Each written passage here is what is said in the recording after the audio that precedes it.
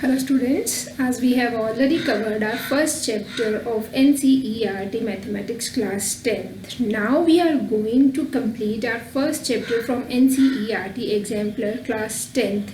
This book is also prescribed by CBSE and we have to do all the questions from this book also, right?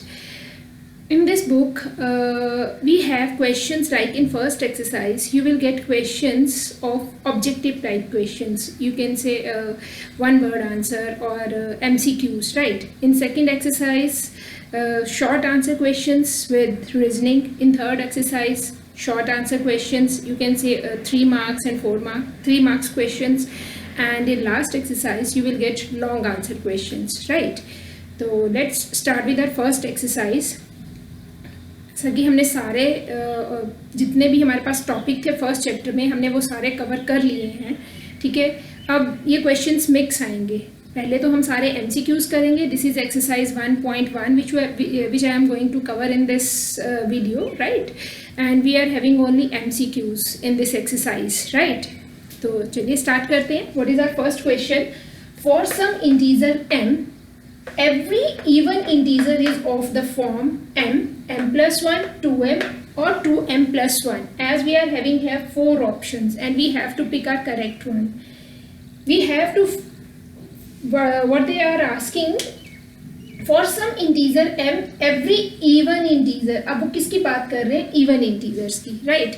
अब हमें पता है even integers कौन से number होते हैं? ऐसे नंबर्स जो 2 से डिविजिबल होते हैं। अब आप इन सब में से देखिए कि ऐसा कौन सा नंबर है जहां से आप 2 एक कॉमन फैक्टर निकाल पा रहे हो। अब यहाँ पे अगर बात करते हैं तो ये सिर्फ m है। अब m क्या है? m के बारे में तो हम कुछ नहीं बता सकते ना। It can be even, it can be odd. Similarly m plus 1, जब हमें m का ही नहीं पता कि m क्या है तो how we can decide for m plus 1?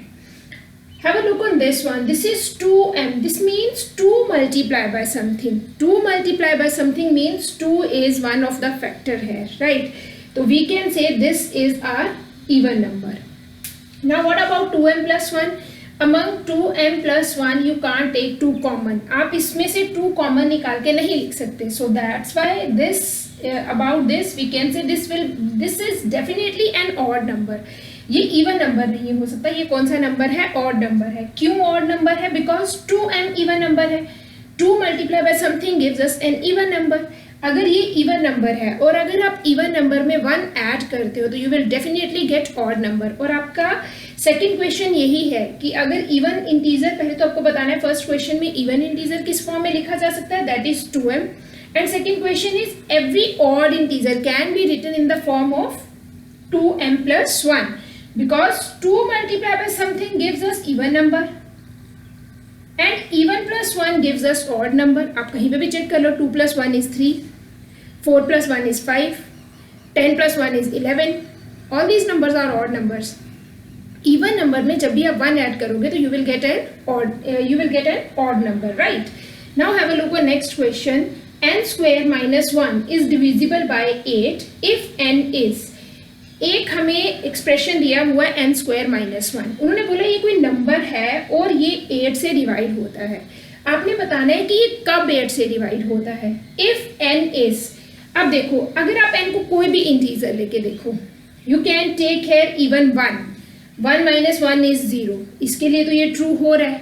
Now take another integer, you can take here 2 twos 4 minus 1। जब आप n को 2 पुट करोगे तो अपने 2 टू ज़ 4 माइनस 1 आएगा ना, तो 4 minus 1 is 3। Is it divisible by 8? No. तो इसका मतलब ये वाली ऑप्शन तो हमारे पास गलत हो जाती है। Now let's check for a natural number. अब नेचुरल नंबर्स में जैसे हमने इंटीजर्स में तो पॉजिटिव ही चेक किए, तो नेचुरल नंबर्स भी वही है ना। 1 करेंगे तो 0 आएगा। 0 is divisible by 8, right. Now check for 2 twos 4 minus 1 is 3, it is not divisible by 8, तो ये भी नहीं हो सकता। Now check for an odd integer. सिर्फ हमने ऑड नंबर्स चेक करने हैं। फर्स्टली 1, अब 1 minus 1, first odd number is 1। फिर आप इसमें 3 डाल के देखिए, फिर आप इसमें 5 चेक करके देखिए, राइट। सबसे पहले हमने 1 के लिए चेक किया। 1 minus 1 is 0, it is divisible by 8। Now check for 3 3s are 9, 9 minus 1 is 8, again it is divisible by 8. Put n is equal to 3 है, जब आप यहाँ पे n की जगह पे put n is equal to 3, you will get 3 square minus 1, that is 9 minus 1, it gives us 8, and 8 is divisible by 8. Now take, instead of 3 you can take 5. This is 5 5s are 25, minus 1 gives us 24, as it comes in the table of 8. 8 3s are 24, so definitely it is divisible by 8 also. तो ये odd number, अब आप odd number कोई और लेके देख लो बेटा, आप कोई बड़ा ऑड नंबर लेके देख लो. यू कैन टेक है आप बड़ा नंबर लेके देख लो. चलो 95 लेके देख लेते हैं. Put n is equal to 95, right. Do you know what is the square of 95? 95 square is 5 5s are 25 और 9 को इससे नेक्स्ट नंबर से मल्टीप्लाई कर दो. यू विल गेट कितना आएगा? 90. 9025, right.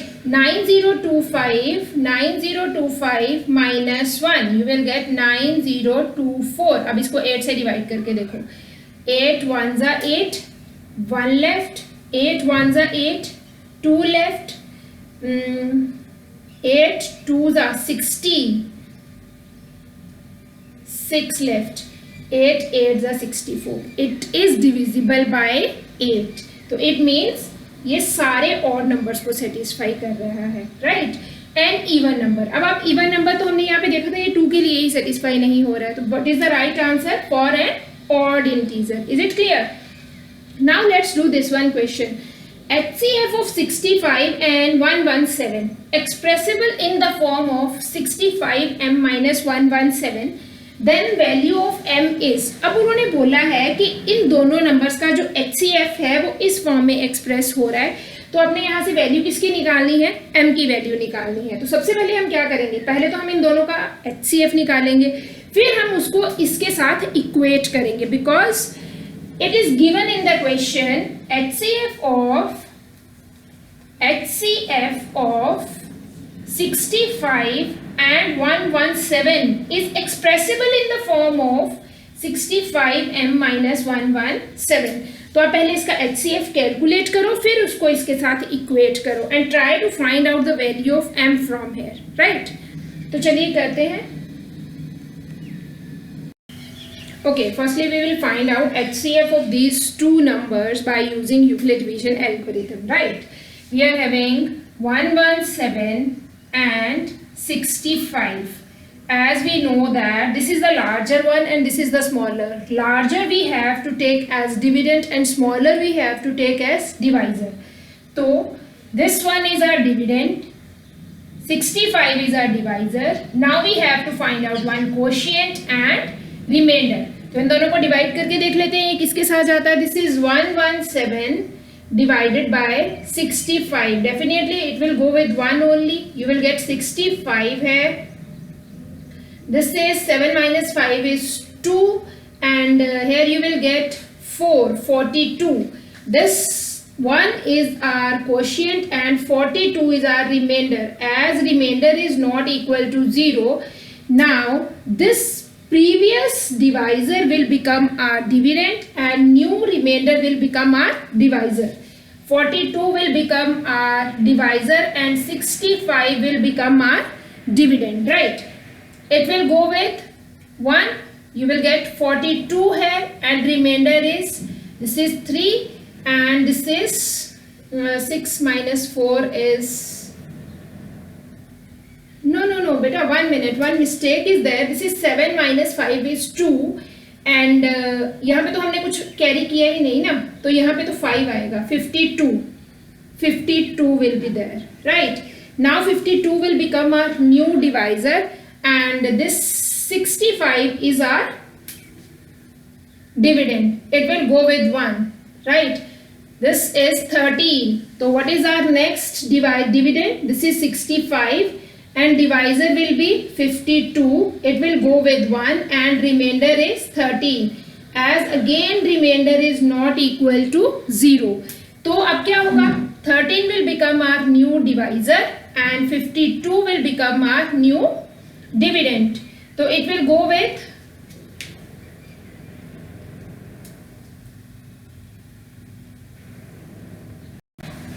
it will go with 4, right? It will go with 4. So remainder is 0. So how we can write? 52 is our dividend, 13 is our divisor, 13 fours are, and remainder is 0. What is the HCF here? 13 is our HCF. जिस step में हमारा reminder 0 आ जाता है, उस step में जो divisor होता है ना, that is our HCF, not quotient, right? तो यहाँ पे HCF कौन सा होगा? डिवाइजर. Divisor is 13. अब उन्होंने क्या बोला है कि this HCF of these two numbers can be expressed in the form of 65m minus 117. इसका मतलब हम HCF की जगह पे कितना रिप्लेस कर देंगे? 13. And you will get one linear equation here and you have to solve it. चलिए यहाँ पे कर लेते हैं. What is the HCF of these two numbers? This is 13, 65m minus 117. This is linear. This is a linear equation in one variable m only. 13 plus 117 is equal to 65m. If you will add them, 130, right? Divided by 65, and what is the value of m? It will go with 2. What is the value of m? M is 2. Is it clear? What is the right option? B is the right answer. Hope it is clear all. Now let's move on our next question. Okay, now do next question. The larger number which divides 70 and 125, leaving remainder 5 and 8 respectively, right? आपने एक ऐसा सबसे बड़ा number find out करना है. One larger number you have to find out which divides 70 and 125, leaving the remainder 5 and 8. जब आप उस नंबर के साथ 70 को डिवाइड करोगे, means you have to find out that number. जब आप 70 एज अ डिविडेंड लोगे और वो नंबर डिवाइजर लोगे, है ना, तो आपके पास रिमाइंडर कितना आएगा? 5 आएगा. फिर जब आप उसी नंबर को 125 को जब आप सेम उसी नंबर से डिवाइड करोगे, तो इस केस में आपके पास रिमाइंडर कितना आएगा? 8 आएगा. उन्होंने बोला the larger number which divides. बेटा जब भी हमारे पास आता है विच डिवाइड्स, मीन्स एक होता है which is divisible bye these two numbers. अगर डिविजिबल बाय होगा तो क्वाइट ऑब्वियस यहाँ पे वो किसकी बात कर रहे हैं? मल्टीपल्स की, है ना. अब उन्होंने बोला एक ऐसा number which divides these two numbers. तो अगर वो नंबर इन दोनों को डिवाइड करता है तो वो इनसे छोटा ही होगा ना. तो इसका मतलब वो किसकी बात कर रहे हैं? यहाँ पे फैक्टर्स की बात कर रहे हैं. ठीक है, किसकी बात कर रहे हैं? वो यहाँ पे इसके फैक्टर्स की बात कर रहे हैं. अब फैक्टर्स की बात कर रहे हैं तो इसका मतलब हमें यहाँ पे HCF फाइंड आउट करना है. ये सारी चीज फर्स्ट लाइन से ही क्लियर हो जाती है. आपने फर्स्ट लाइन को बहुत ध्यान से पढ़ना है.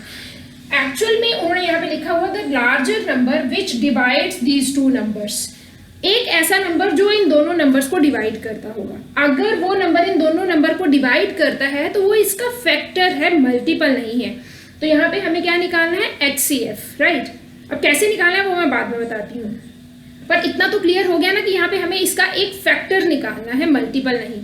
अगर उन्होंने बोला होता the number which is divisible bye these two numbers, divisible by means वो नंबर इन दोनों के साथ डिविजिबल है, तो इसका मतलब वो नंबर इनसे बड़ा है, तब वो किसकी बात कर रहे होंगे? मल्टीपल्स की. उस केस में हम LCM फाइंड आउट करते हैं. यहाँ पे हम क्या फाइंड आउट करेंगे? HCF फाइंड आउट करेंगे. The larger number which divides 70 and 125, leaving the remainder 5 and 8. अब हमें नहीं पता वो नंबर कौन सा है, हमने लेट कर लिया वो नंबर कौन सा है? A एक ऐसा नंबर है जब आप उसको 70 से डिवाइड करोगे तो आपके पास 5 रिमाइंडर आएगा. मीन्स 70 यहाँ पे डिविडेंड है, A यहाँ पे डिवाइजर है, रिमाइंडर यहाँ पे 5 आ रहा है, क्वोशिएंट यहाँ पे कुछ भी हो सकता है. हम इसको Q1 कंसिडर कर लेते हैं, हमें नहीं पता क्या आएगा. ठीक है, let me use black pen. Right, this is in second case same divisor is there A, and now in this case 125 is the dividend and remainder we will get 8. Quotient कुछ भी हो सकता है, तो हमने यहाँ पे Q2 लिख लिया. राइट, अब आपके पास, अब आपने ये ए नंबर फाइंड आउट करना है। ये ए कौन सा नंबर है? जब आप ए को 70 से डिवाइड करोगे तो रिमाइंडर 5 आएगा। जब आप ए को 125 से रिमाइंडर डिवाइड करोगे तो रिमाइंडर 8 आएगा। ये आपको पता ना, ये यूक्लिड डिवीजन लेमा की हेल्प से लिखा है। अब बेटा देखो, ऐसे तो हम फाइंड आउट नहीं कर सकते, हमें प्रॉब्लम कौन क्रिएट कर रहा है यहाँ पे? रिमाइंडर्स। तो अगर हम रिमाइंडर्स को ही ट्रांसपोज कर दें इस साइड पे और रिमाइंडर्स को 0 कर दें तो हमारे पास दो ऐसे नंबर्स आ जाएंगे जो ए से एग्जैक्टली डिविजिबल होंगे, है ना, क्योंकि रिमाइंडर कितना आ जाएगा? 0 आ जाएगा। तो हम क्या करते हैं, इस केस में रिमाइंडर को माइनस कर देते हैं। You will get 70 - 5 is equal to AQ1 and remainder is 0। चाहे आपने लिखना है तो लिख लीजिए, नहीं लिखना है तो रहने दीजिए, कोई फर्क नहीं पड़ता, पर मैं इसलिए लिख रही हूँ ताकि आपको थोड़ी चीजें क्लियर हो जाए। तो यहाँ पे हमने लिखा 125 - 8 is equal to AQ2 plus 0। अब इसको माइनस करोगे तो you will get 65 is equal to AQ1 plus 0 and this is 125 - 8 117 AQ2 plus 0। अब ये दो ऐसे नंबर्स हैं जो a से एग्जैक्टली डिविजिबल हैं। ऑब्वियसली अगर ये दोनों नंबर्स a से एग्जैक्टली डिविजिबल हैं तो a इनका फैक्टर है, because this 65 can be written as a multiplied by something and this 117 can be written as a multiplied by something, है ना। तो इसका मतलब a जो है इन दोनों नंबर्स का एक कॉमन फैक्टर है। तो how we can find out that factor? By using HCF। तो इन दोनों का HCF अभी हमने लास्ट क्वेश्चन में भी निकाला था, if you remember there HCF is 13। We can use from here. आपने अगर नहीं पता तो आप पीछे वीडियो को बैक करके देख लेना, ठीक है। तो ये कितना आ जाएगा? What is the HCF of these two numbers?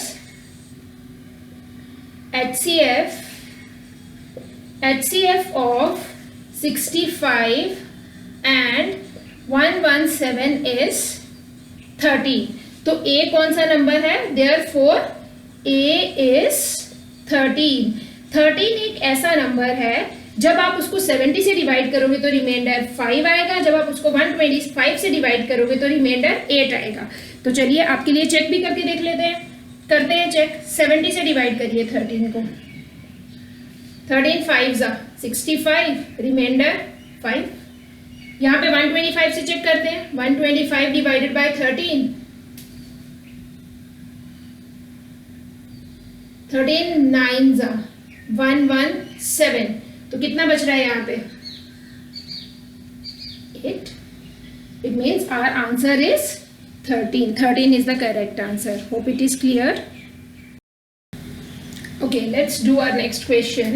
If two positive integers, ये positive लिखा है, if two positive integers a and b are written as a can be written as x raised to power 3, y raised to power 2 and b can be written as x multiplied by y raised to power 3. x and y are prime numbers and it is given कि ये a की prime factorisation है, ये b की prime factorisation है, ठीक है। x और y कौन से नंबर्स हैं? प्राइम नंबर्स हैं। Then HCF of a and b we have to find out. a can be written as x cube y square and b is xy cube.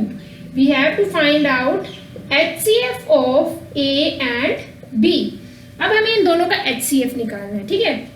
HCF क्या होता है? Highest common factor. Do you remember how we can find out their HCF? We have to multiply.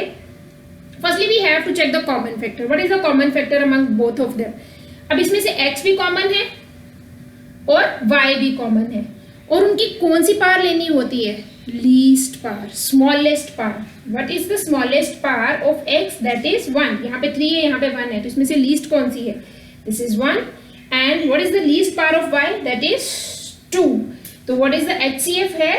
xy square and b is our right option, right? HCF क्या होता है? Firstly you have to take the common factor and then you have to take the smallest power of the common factor. As x भी common है दोनों में और y भी common है, हमने x और y दोनों लिख लिए।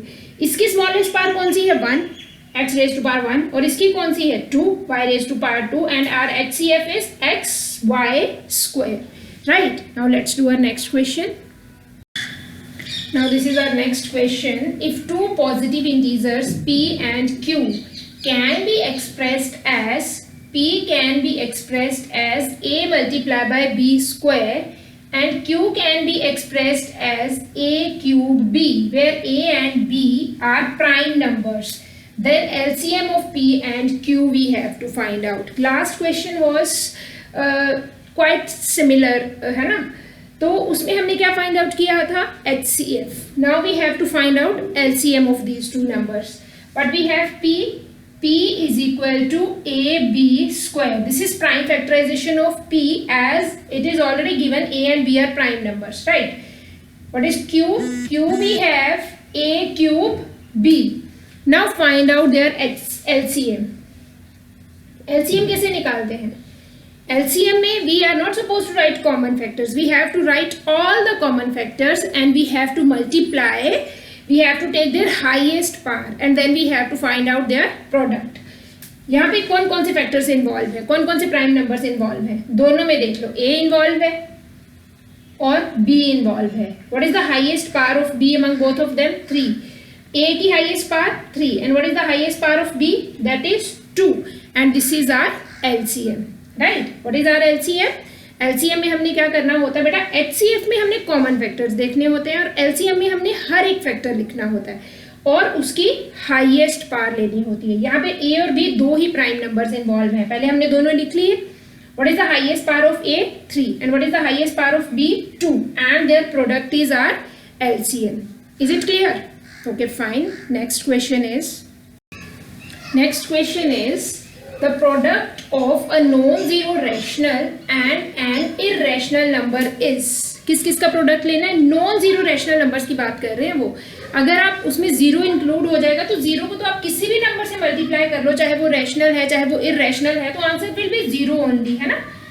तो ये तो रैशनल ही रहेगा. उन्होंने बोला है कि you have to multiply a non zero rational number, right, and an irrational number and your answer will be always irrational, always rational, rational or irrational. It can be both or one only. Yes, can you tell me the answer? The product of two non-zero rational, product of a non-zero rational and irrational number. कोई भी non-zero rational number लेना है आपने. मान लो it is 3 multiplied with a rational number, let it be root 2. What is the answer? Answer is 3 root 2. Their product will always an irrational number. हमेशा कौन सा number होगा ये? irrational, right? अगर हमारे पास एक नॉन जीरो रैशनल नंबर है और एक irrational नंबर है, जब भी आप उन दोनों को मल्टीप्लाई करोगे you will always get an irrational number, always, right?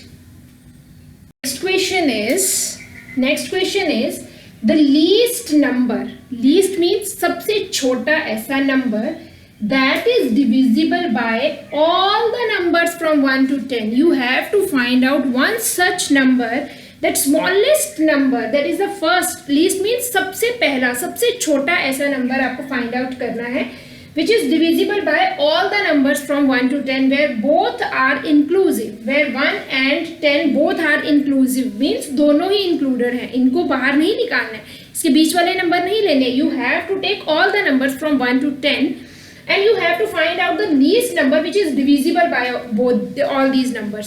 अब बेटा देखो, मैंने आपको पहले ही बताया था, जब ऐसा क्वेश्चन आ जाता है ना, the least number which is divisible by all these numbers, right? ऐसा नंबर जिसको ये सारे नंबर्स डिवाइड करते हो, 1 भी डिवाइड करता हो, 2 भी डिवाइड करता हो, 3, 4, 5, 6, 7, 8, 9, 10 सारे नंबर्स एग्जैक्टली डिवाइड करते हो, वो नंबर आपने फाइंड आउट करना है. तो ऑब्वियसली अगर उसको 1 डिवाइड करता होगा, 2 डिवाइड करता होगा, 3 डिवाइड करता होगा, तो वो नंबर इन सबसे क्या होगा? बड़ा होगा ना. क्या निकालना है हमने इसमें? मल्टीपल्स निकालने हैं या फैक्टर्स निकालने हैं? Number which is divisible bye all these numbers. उन्होंने ये नहीं बोला कि एक ऐसा number which divides all these numbers. Question is which is divisible by all these numbers means एक ऐसा नंबर जो इन सारे नंबर से डिविजिबल हो, मीन्स ये सारे नंबर्स उस नंबर को एग्जैक्टली डिवाइड करते हो. आपने वो वाला नंबर फाइंड आउट करना है, ठीक है? Then how we can find out that number. चलिए अब देखो, दो तरीके हैं इस क्वेश्चन को करने के. एक तो हम ऑप्शंस पे भी कर सकते हैं, दूसरा हम पूरा एक जो ट्रेडिशनल मेथड है उससे करते हैं. What we need to find out है, we need to find out LCM. LCM of all the numbers from 1 to 10. तो चलिए फाइंड आउट करते हैं. Solution, find out LCM of numbers of all numbers from 1 to 10. That least number which is divisible by all these numbers from 1 to 10 is their LCM, right? So what will be the LCM? 1, you can do it like 1 का factor तो 1 ही होगा. 2, this is an odd number. 3 only. 4, 2 into 2, either we can write it as 2 raised to power 2.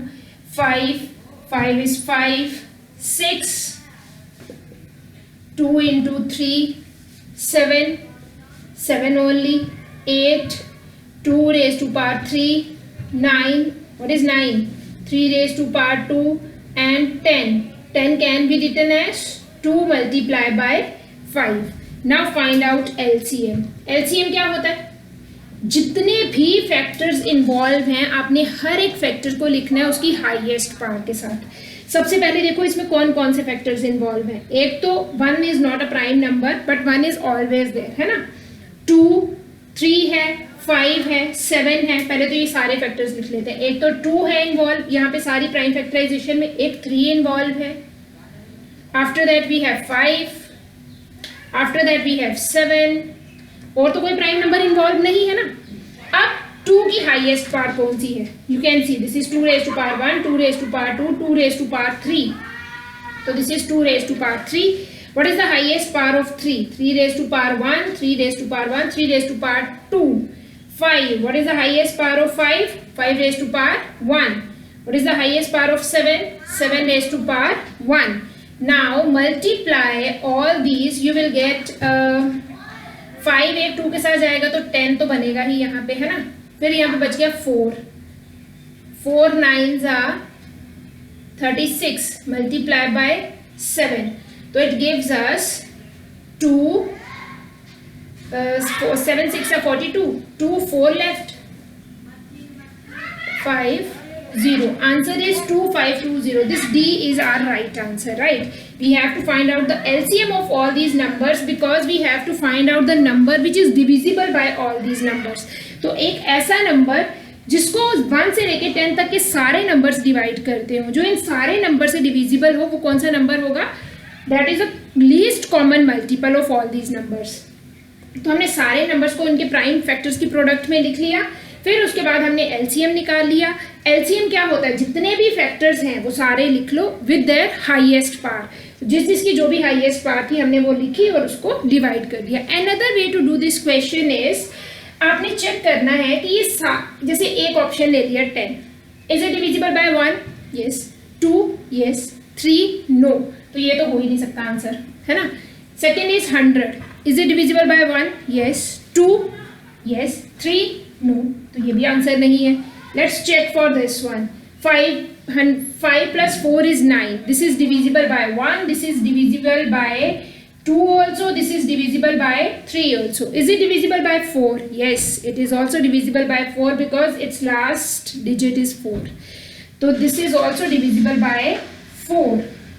Otherwise आप divide करके भी देख लो. 4 1s are 4. 4 1s are 4. 1 left. 4 2s are 8. 2 left. And 4 6 are 24. 4 से भी divide होता है. 5 is it divisible by 5? No, it is not divisible by 5. ये भी कैंसिल हो गया. What is the answer? Only one option is left. Obviously this is our answer. It is divisible by 1 2 3 5 plus 1 5 plus 2 7 plus 2 9. Divisible by 3, divisible by 4 because इसके last में 20 है. Last 2 digits आपने check करने होते हैं 4 के डिविजिबिलिटी रूल में. 5 yes. 6 if it is divisible by 2, if it is divisible by 3, definitely it is divisible by 6 also. Is it divisible by 7? 7 के लिए अब लास्ट तो 0 ही है. फिर उसके बाद अब 0 का तो छोड़ दोगे. फिर उसके बाद 2 को डबल करो, इसमें से माइनस करो. 4 माइनस करोगे तो 21 आएगा. It is divisible bye 7 also, right. 8 के लिए आप क्या चेक करते हो? लास्ट 3 डिजिट्स चेक करके देख लो. तीनों डिवाइड होते हैं 8 से. फिर 9 सम इज डिविजिबल बाय 9, 10 से तो लास्ट में 0 है, तो it means this is the correct answer. तो आप जैसे भी करना चाहो कर सकते हो, पर पेपर में तो आपको ऐसे ही करना पड़ेगा ना बेटा, आपको पूरा एक्सप्लेन करना पड़ेगा उसको।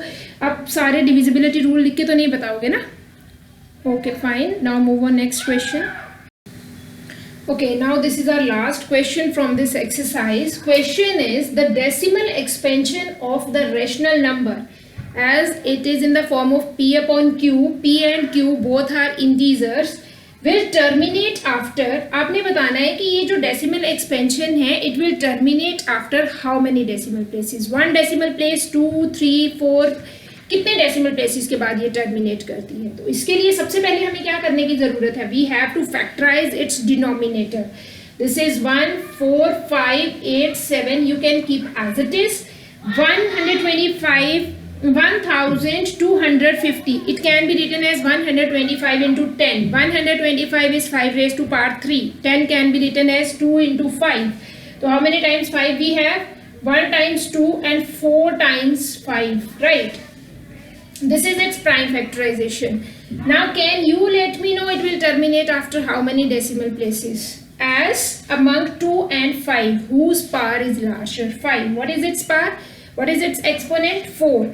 If its exponent is 4, it will terminate after 4 decimal places, right? इन दोनों में से जिसकी पावर बड़ी होती है उतने डेसिमल प्लेसेस के बाद ये टर्मिनेट करता है। अब इसमें से 4 की पावर, 5 की power, 5's exponent is 4 which is larger than 2's exponent. 2's exponent is 1. So it will terminate after 4 decimal places. Hope it is clear. Now we will do our next exercise.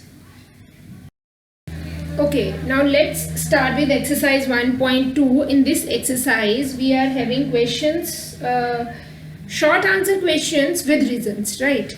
You have to, you can say these are of 2 marks questions, right? Short answers questions and you have to give reason for every answer. First question is, write whether every positive integer can be of the form 4q plus 2 where q is an integer.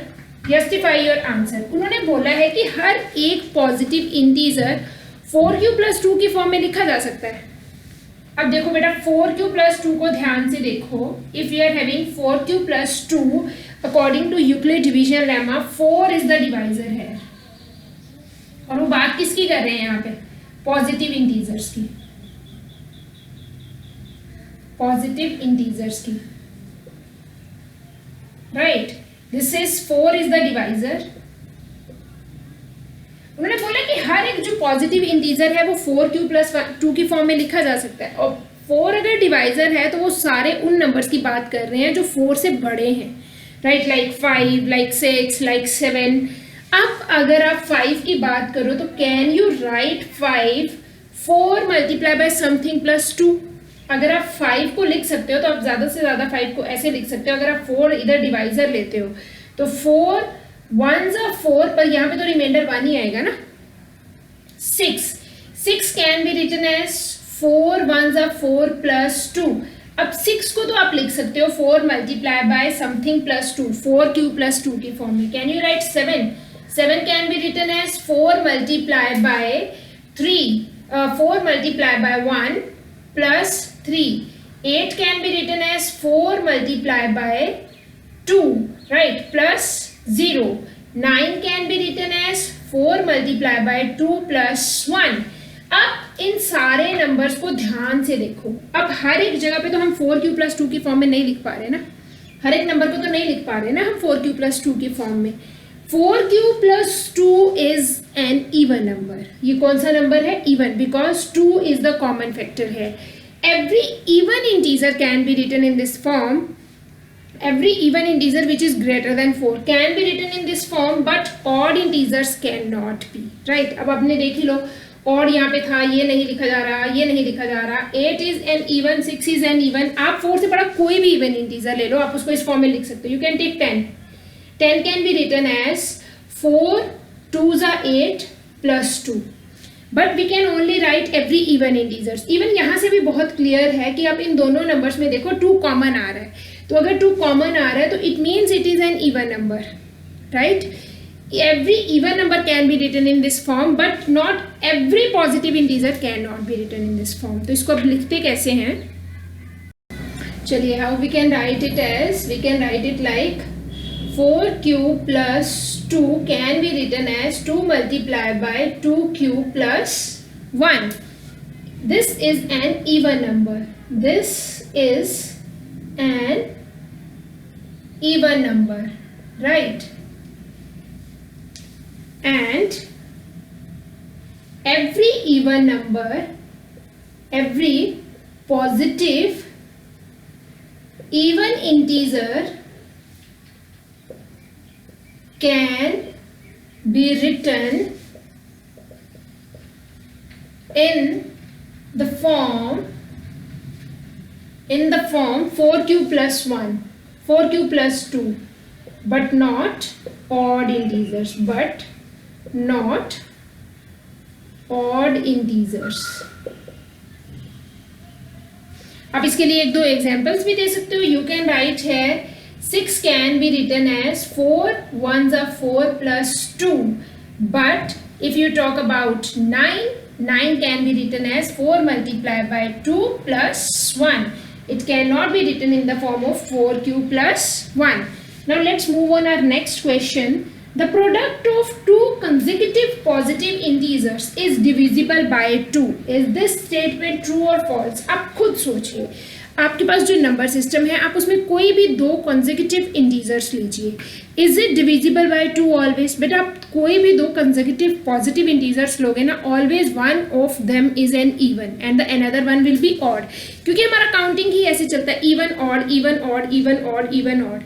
अब आप कोई भी दो उठाओगे, उसमें से एक even होगा और एक ऑड होगा. And every even integer is divisible bye 2. तो अगर आप यहाँ पे कोई भी दो कंसेक्यूटिव ऑड इंटीजर्स लेते हो तो one of them must be even and another one will be odd. तो जो इवन है तो वो तो 2 से डिविजिबल होगा ना. उनका प्रोडक्ट निकालोगे तो वहाँ पे डेफिनेटली 2 एक फैक्टर बनेगा. तो आप इसको कैसे लिखोगे? Among two consecutive positive integers, one of them is always even and one of them will be odd, right? कैसे लिखोगे?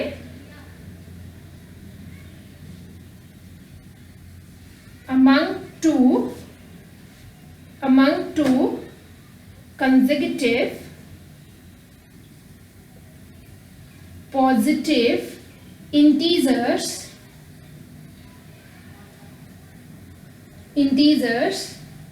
one will be even and other will be odd.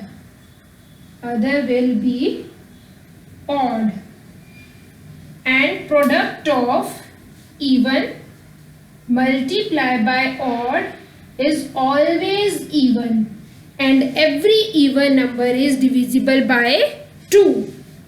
And ये लिख लेना आप, even multiplied by odd is always even and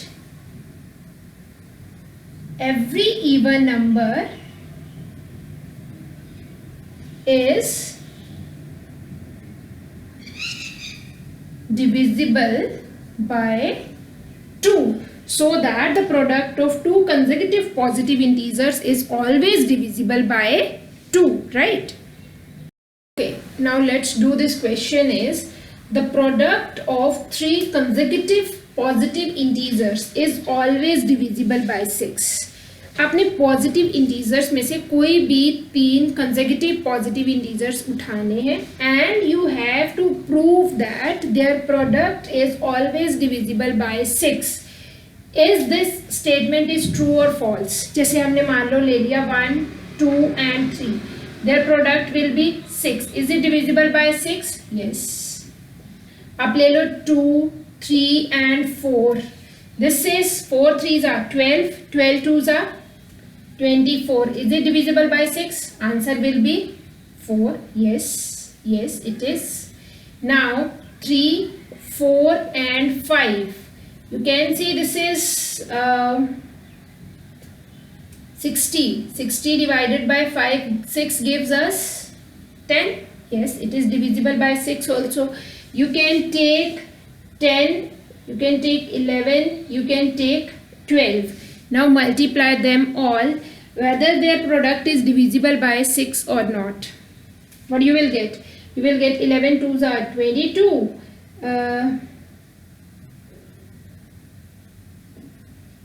132 and 0 will be there. Is it divisible by 6? करके देख लो.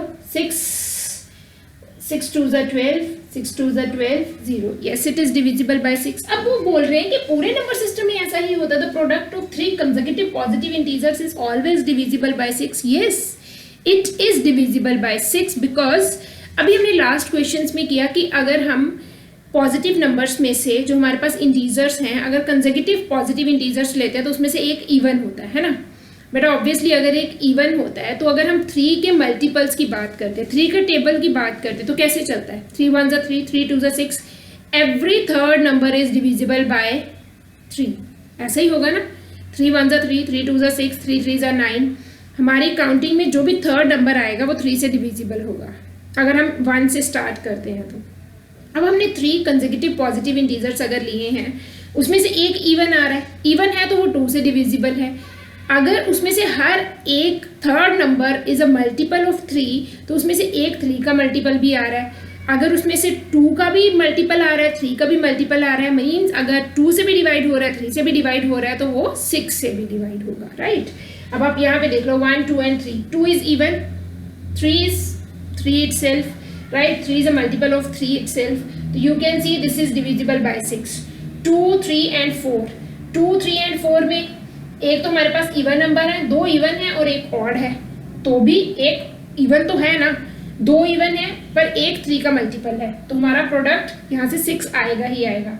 Similarly you can सी है एक इवन है तो यहाँ से 2 एक फैक्टर बनेगा, एक 3 का मल्टीपल है तो यहाँ से एक नंबर 3 बनेगा. 2 3s are 6, ये भी 6 से डिविजिबल है. अब कोई भी नंबर ले लो, आप ले लो 21 22 23. अब इसमें से 2 + 1 3, ये 3 का मल्टीपल है, ये 2 का मल्टीपल है. अब एक 3 का मल्टीपल है, एक 2 का मल्टीपल है, मीन्स एक फैक्टर 2 बनेगा, एक फैक्टर 3 बनेगा. तो this number is divisible by 6. There product is also divisible by 6. You can सी 6 है अगर आप करोगे 3 से, 3 2s are 6, 3 7s are 2 1s are 2, 2 11s are. देखो कुछ नहीं बचा डिनोमिनेटर में. आप कोई भी 3 नंबर ले लो, उसका प्रोडक्ट हमेशा ही कंसेक्यूटिव. राइट. ऐसा नहीं कोई भी ले लोगे. Consecutive positive integers you have to take and their product is always divisible by 6. अब इसको लिखना कैसे है? आप लिखोगे कैसे? How we can write? Among every 3 consecutive positive integers, one is always even and one of them will be multiple of 3. उसमें से एक तो इवन नंबर होगा और एक 3 का मल्टीपल होगा. So the product will be divisible by 6. Right. Next question is, write whether the square of any positive integer can be of the form 3m plus 2 where m is a natural number. Justify your answer. उन्होंने बोला है किसी भी positive integer का अगर आप square करते हो तो उसका आंसर 3m plus 2 की फॉर्म में लिखा जा सकता है. अब बेटा 1 का स्क्वायर करोगे वो तो 1 ही आता है. तो यहाँ पे डिवाइजर अगर 3 चल रहा है तो 1 की तो हम बात ही नहीं कर रहे है ना. हम किसकी बात कर रहे हैं? जैसे 4 हो गया. 4 का स्क्वायर कितना होता है? 2 कितना होता है? 2 का स्क्वायर कितना होता है? 2 का square is 4. Can you write 4 in the form of 3m plus 1? Can you write? As we know that 4 is not divisible by 3. तो अगर आप इसको 3 की फॉर्म में लिखोगे तो you can write it as 3. 4 को 3 से डिवाइड ही तो करना है तो कैसे करोगे? 3 1s are 3, 1 plus remainder will be 1. अब इससे बड़ा कोई नंबर ले लो. You can take 3 square. 3 square is 9. It can be written as 3 multiplied by 3 plus 0. Now you can take 4 square. 4 square is 16. 3 से divide करो इसको. 3 5s are 15 plus 1. 5 square. 5 square is 25. This is 3 8s are 24 plus 1. Right. अब उन्होंने बोला है कि write whether the square of any positive integer can be of the form 3m plus 1. Obviously if 3m plus 1 then 3 is the divisor. तो ये तो हमें पता चल गया कि ये नहीं होता. Answer will be no. But how we can do this for our justification? How we can write here? Let a be any positive integer and 3 is the divisor. 3 is the divisor. Right. Now अब उन्होंने बोला है कि 3 अगर divider है divisor है therefore by Euclid's division lemma R can be 0 1 and 2. तीन ही possibilities बनती हैं. Now you can write it in the form of therefore A की क्या क्या possibility बनती है. A can be 3q plus 0 or A can be 3q plus 1. A can be 3q plus 2. पर हमें इनका क्या करना है स्क्वायर करना है. अब इनका स्क्वायर करके देखो. इसका भी स्क्वायर इसका भी स्क्वायर इसका भी whole square a square and do its square. अब इसको चेक करके देखो can we write it in this form. चलिए चेक करते हैं.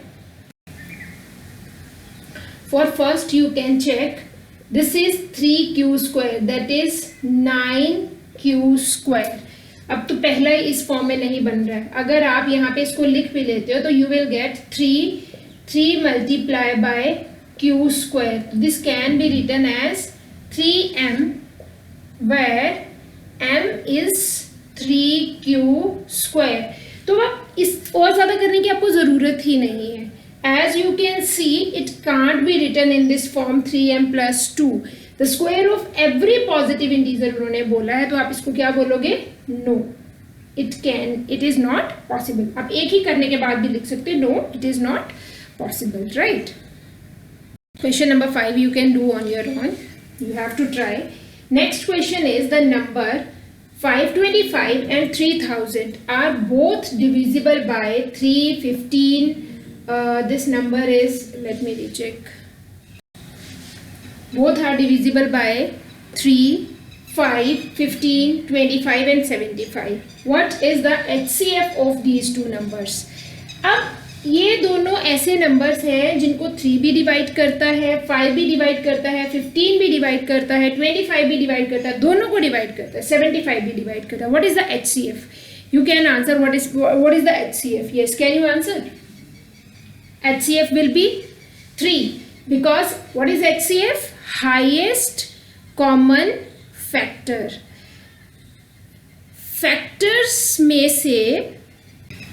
फैक्टर्स में से सबसे बड़ा कॉमन फैक्टर. अब आप बताओ कि इसमें से कौन सा HCF होगा. जैसे both these two numbers are divisible by 3, 5, 15, 25 and 75 only. The number this and this are both divisible only by only लिखा हुआ है यहाँ पे 3 से भी डिविजिबल है 5 से भी 15 से भी 25 से भी 75 से भी. What is the HCF of these two numbers? Which one among both of them is the highest common factor? Highest common factor means सबसे बड़ा कॉमन फैक्टर कौन सा होगा. एक तो कॉमन फैक्टर आ गया 3 एक आ गया 5 25 15. सबसे बड़ा कॉमन फैक्टर कौन सा है इनमें से 75. तो HCF will be 75 because you can write here HCF is the highest common factor. right. सबसे बड़ा कॉमन फैक्टर. तो ये सारे कॉमन फैक्टर्स हैं और इसमें से सबसे बड़ा पिक करना है. सबसे बड़ा is which one is the largest one? 75. right. Next one is explain why 3 multiplied by 5 multiplied by 7 plus 7 is a composite number. Beta, we know that as this is a numerical expression, right? This is not an equation, this is expression. In this expression we are having two terms. Terms are separated by the signs of plus and minus. This is one term and this is another, right? among these two terms do we have any common factor? Among these two terms we have 7 as its common factor. We can write it as 3 multiplied by 5, यहाँ पे तो 1 ही हो गया, plus 1. अब आप इस number को देख के बताओ, आप इसको देख के भी बता सकते हो, is it a composite number और prime number? Definitely it is a composite number, because जब आप इस ब्रैकेट को सॉल्व करोगे तो आपके पास कभी भी 1 नहीं आएगा. 1 नहीं आएगा तो कोई और नंबर आएगा. अगर यहाँ पे कोई भी नंबर आ जाता है, कोई भी नंबर, तो 1 तो यहाँ पे हमेशा ही रहेगा, है ना. 7 मल्टीप्लाई बाय एनी नंबर जो कि 1 नहीं है, क्योंकि इसको आप जैसे मर्जी सॉल्व कर लो, ये कभी 1 बनेगा नहीं. इसमें माइनस का कोई साइन ही नहीं है, मल्टीप्लिकेशन का साइन है और एडिशन का साइन है, और मल्टीप्लाई और एडिशन दोनों ही चीज़ों को बड़ा करती हैं. तो ये दो नंबर, एक 1 से बड़ा नंबर आएगा आपके पास, राइट. अगर ये कोई भी नंबर आता है तो थर्ड नंबर यहाँ पे 1 हो गया. अब इसकी प्राइम फैक्टराइजेशन अगर आप देखोगे तो ये अगर एक प्राइम नंबर ही आ गया आपके पास, तो भी कोई नंबर तो रहा ना. 7 multiply by any number multiply by 1, always a composite number. This is always a composite number, right? अगर आप इसको सॉल्व करके भी देख लो, 7 multiply by 5 3s are 15 plus 1 16 into 1. So this is 7 into 2 into 2 into 2 into 2. तो किसी composite number की prime factorisation इस तरह की होती है? No, this is a composite number, not a prime number. वैसे तो यहाँ से ही क्लियर हो जाता है. यहाँ पे एक 7 है, यहाँ पे कोई एक और नंबर बन रहा है जो 1 नहीं है, तो 1 तो यहाँ पे आएगा ही, होता ही है. किसी भी नंबर को 1 से मल्टीप्लाई कर लो तो वो तो सेम नंबर ही रहता है. इसका मतलब यहाँ पे 3 मिनिमम फैक्टर्स तो बन ही गए ना. तो अगर 3 मिनिमम फैक्टर्स बन गए तो this is a composite number, not a prime number. Let's move on next question. Okay, now our next question is question number 8. Only 2 more questions are there. Can two numbers have 18 as their HCF and 380 as their LCM? Give reason for your answer. कभी भी कोई आपके पास ऐसे दो numbers होंगे कि जिनका HCF आपके पास 18 होगा और LCM आपके पास कितना होगा? 380. इज इट पॉसिबल कि कोई दो नंबर्स का HCF 18 हो और कोई दो नंबर्स का LCM 380 हो? बेटा आपको पता है कि ये जो LCM और HCF होते हैं ना, हमेशा ही जो HCF होता है वो LCM का क्या होता है? फैक्टर होता है. और LCM is always multiple of HCF, right. यहाँ पे आप चाहे लिख लो याद करने के लिए कि HCF is always factor of LCM and LCM is always multiple of HCF. Means अगर आप LCM को HCF से डिवाइड करोगे तो आपके पास रिमाइंडर 0 आएगा, और यहाँ पे अगर आप LCM को HCF से डिवाइड करोगे तो भी आपके पास रिमाइंडर कितना आएगा? 0 आएगा. HCF, यहाँ पे HCF फैक्टर है तो ये इसको एग्जैक्टली डिवाइड करेगा. ये बात तो दोनों में सेम ही है ना. LCM is our dividend and HCF are divisor. If you will divide both of them, definitely you will get remainder 0, right? यही बताने की कोशिश हो रही है कि जो HCF होता है वो LCM का क्या होता है? फैक्टर होता है, और जो LCM होता है वो HCF का क्या होता है? मल्टीपल होता है. तो अब देख लेते हैं इनको चेक करके. Divide 380 by 18. Try to find out its quotient and remainder. देखिए क्वोशिएंट कितना आता है और रिमाइंडर कितना आता है. अगर तो रिमाइंडर 0 आ गया तो यस इट कैन बी.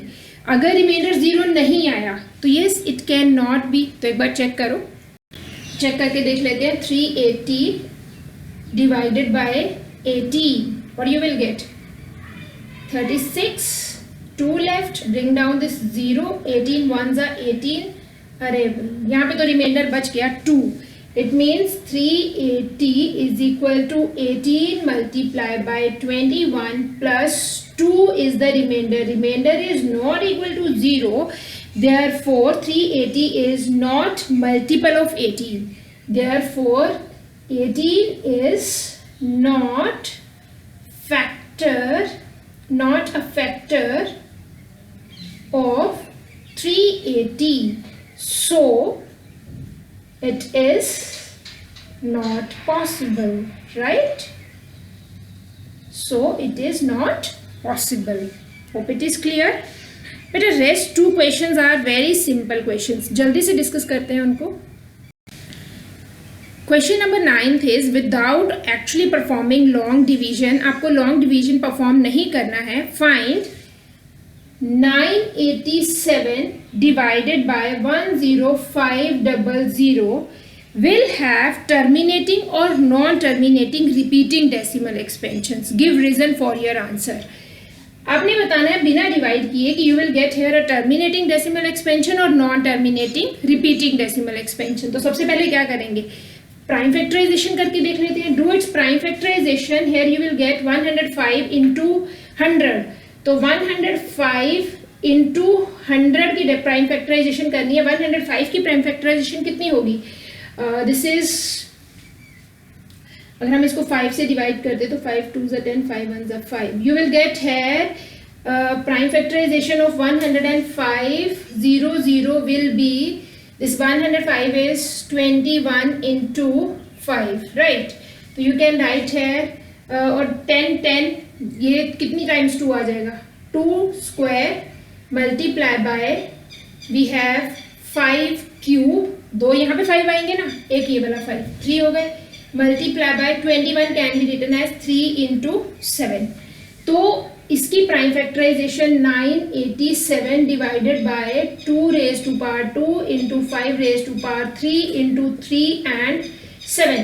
अब आपने बिना चेक किए नहीं लिख देना this is non terminating and repeating. क्या पता यहाँ पे 3 कैंसिल होता हो, क्या पता 7 भी कैंसिल होता हो. एक बार चेक करके देख लेते हैं. तो पहले तो 3 से चेक करने के लिए क्या करते हैं, sum of the digits. You have to find out sum of the digits. Let's find out. This is 8 plus 8 16 plus 1 17, 17 plus 7 24. ये तो डिविजिबल है 3 से. 3 3s are 9, 3 2s are 6, 2 left, 3 9s are 27. अब 7 से भी चेक करके देख लेते हैं. Is it divisible bye 7? 7 1s are 7. This is 7 4s are 28, 4 left, 7 7s are 49. This is 47 upon 2 raised to power 2 into 5 raised to power 3. अब तो जो भी हमें प्रॉब्लमेटिक यहाँ पे फैक्टर्स थे वो तो खत्म हो गए. Now we have 2 raised to power 2 and 5 raised to power 3. Definitely we will get है टर्मिनेटिंग डेसिमल एक्सपेंशन. कौन सा डेसिमल एक्सपेंशन आएगा, terminating decimal expansion. Our last question is a rational number in its decimal expansion is, this is question number 10, 327.7081. The rational number in its decimal expansion is this. What can you say about the prime factorization of q when this number is expressed in the form of p upon q? Give reason for your answer. What type of decimal expansion is this one? This is a terminating decimal expansion because we don't have any and so on है. और ये देखो ये दिख रहा है साफ कि ये कुछ प्लेसेस के बाद प्रोसीजर जो है हमारा स्टॉप हो रहा है. Definitely here we will get this is a terminating decimal expansion. Right, if it is a terminating decimal expansion, what you can say about q? Q is in the form 2 raised to power n or 5 raised to power m or 2 raised to power n into 5 raised to power n. इनमें से किसी एक form में होगा. Thank you. हमने इसमें 2 exercises complete कर रही हैं. Rest 2 exercises we will do in our next video. Thank you so much.